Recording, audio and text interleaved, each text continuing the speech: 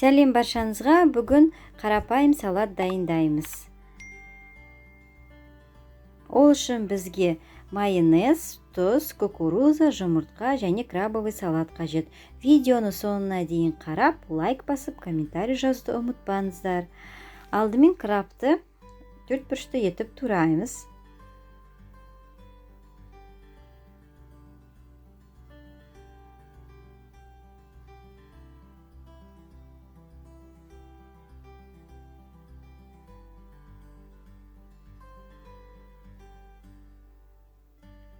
Ыдысқа саламыз.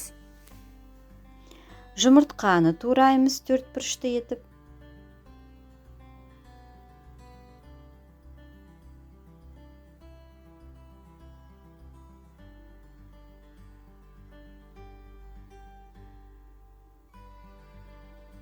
Ыдысқа саламыз.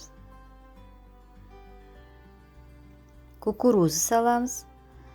Тұз себеміз. Барлығын араластырамыз.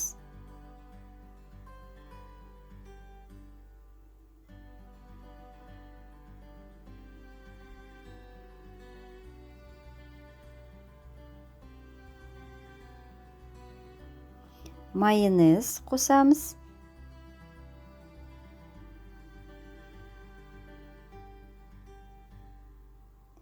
Барлығын былғаймыз.